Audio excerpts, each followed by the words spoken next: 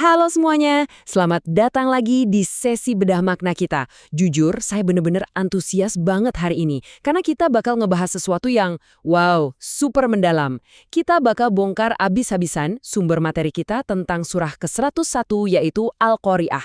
Tapi dengerin ya, kita nggak cuma sekedar baca teksnya gitu aja. Kita bakal ngebedah ini sebagai puncak absolut dari kebangkitan kesadaran kita. Jadi, kalau Anda udah siap buat perjalanan spiritual yang bakal bener-bener menantang cara pandang Anda soal dunia, well, Anda ada di tempat yang pas banget. Yuk, kita mulai! Nah, sebelum kita masuk lebih jauh, coba ditanyain ini ke diri sendiri. Apakah kita sebenarnya lagi tertidur lelap? Dan bukan saya nggak ngomongin soal tidur di kasur malam hari ya. Maksud saya tuh, apakah Anda dan saya juga sadar nggak sadar lagi jalan samping tidur? Kayak sleepwalking ngelewatin keseharian kita. Kayaknya kita tuh sering banget terjebak sama ilusi dunia. Sibuk banget ngejar status, ngejar harta, sampai kita lupa sama realitas yang sebenarnya. Pertanyaan inilah yang bakal jadi fondasi utama obrolan kita hari ini. Oke, langsung aja kita masuk ke bagian pertama, pukulan keras yang membangunkan. Anda tahu nggak, momen sadar atau kebangkitan spiritual itu sering banget datangnya tiba-tiba, nggak ada aba-aba. Banyak orang ngartiin Al-Qari'ah itu sebagai hari kiamat. Nggak salah sih, tapi coba deh kita cek arti harfiahnya. Artinya itu yang memukul dengan keras. Boom! Jadi dari sumber materi kita, Al-Qari'ah ini tuh bukan cuma soal kiamat, hancurnya bumi di masa depan nanti. Lebih dari itu, ini tuh kayak pukulan psikologis dan spiritual yang super telak, yang emang sengaja dirancang buat ngehancurin ketidaktahuan kita, buat ngebangunin kita-kita ini yang dari kemarin asyik banget tidur panjang dalam kelalaian. Terus, apa yang terjadi setelah pukulan itu?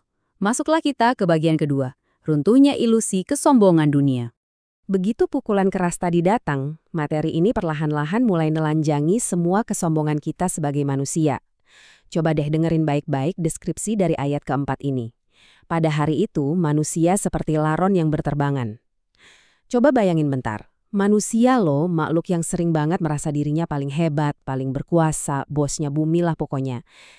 Tiba-tiba direduksi dan disamain cuman kayak sekumpulan laron yang berhamburan. Nggak nyangka kan?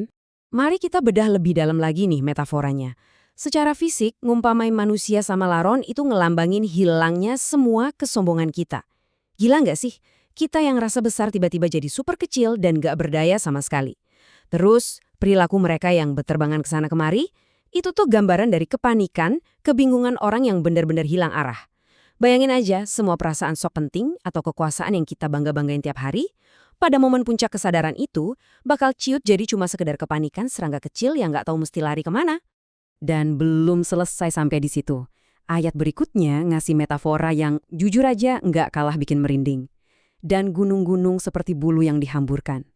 Sekali lagi, gunung loh, sesuatu yang paling besar, paling kokoh, dan kelihatan paling permanen yang bisa kita lihat di alam ini.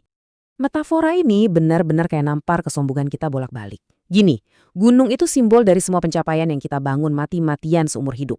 Kekuasaan, tumpukan harta, status sosial, kita mikirnya, wah ini semua bakal awet nih, solid. Tapi begitu dihadapkan sama realitas yang sejati, semua gunung itu nggak ada bedanya sama bulu yang dihamburkan. Terang aja ternyata itu semua super ringan, sangat rapuh, dan iya, nggak ada artinya sama sekali.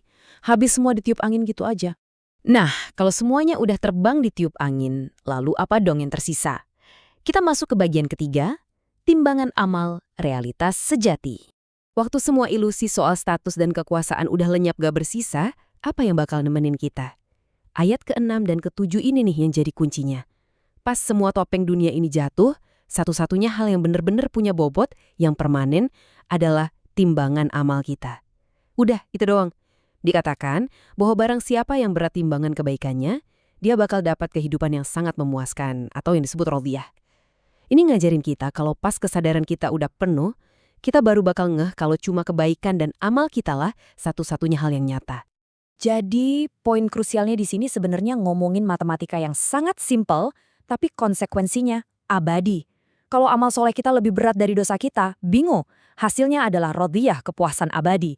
Tapi sebaliknya, kalau ternyata dosa kita yang lebih berat gara-gara kita kebanyakan lalai selama hidup, hasilnya adalah hawiyah, jurang yang luar biasa dalam. Intinya, pilihan-pilihan kecil yang kita anggap remeh tiap hari itu, percaya deh, punya gravitasi spiritual yang luar biasa masif. Oke, sekarang kita ke bagian keempat, kepuasan abadi versus jurang penyesalan. Kita barusan udah lihat ya gimana indahnya kehidupan yang memuaskan itu. Tapi, kita juga harus berani lihat realitas mengerikan dari destinasi alternatifnya, Hawiyah. Dan Hawiyah ini bukan sekedar tempat fisik ya. Dari sumber materi kita, Hawiyah ini digambarin sebagai jurang kesadaran yang teramat dalam. Ini tuh kayak tempat yang emang disiapin khusus buat mereka yang hidupnya ya cuma di permukaan aja. Mereka yang nggak pernah peduli sama masa depan spiritualnya dan cuma sibuk ngejar dunia.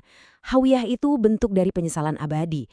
Bayangin rasanya baru benar-benar bangun dari tidur panjang, tapi sadar kalau semuanya udah benar-benar terlambat. Merinding banget kan? Tahukah engkau apakah Hawiyah itu? Yaitu api yang sangat panas. Saya pengen Anda merenung bentar. Biarin bobot dari kalimat ini benar-benar meresap ke pikiran Anda. Api yang sangat panas ini bukan cuma soal suhu ya. Ini ngelambangin rasa sesal yang nggak bakal pernah padam. Karena sejatinya, inilah tragedi paling parah yang bisa dialami manusia. Akhirnya kita sadar dan melihat realitas yang sebenarnya, tapi persis di detik pas waktu kita buat bertindak udah habis. Sekarang kita melangkah ke bagian kelima. 3. Tingkat kebangkitan kesadaran. Tapi tenang, coba tarik napas dulu. Anda kan lagi nyimak bedah makna ini sekarang. Itu artinya waktu Anda belum habis. Nah, mari kita petakan perjalanan kesadaran kita ini. Sebenarnya ada 3 tingkat kebangkitan. Tingkat pertama, kita sadar pas masih hidup di dunia. Ini pilihan yang ada di depan mata kita sekarang banget. Hasilnya, kehidupan yang memuaskan.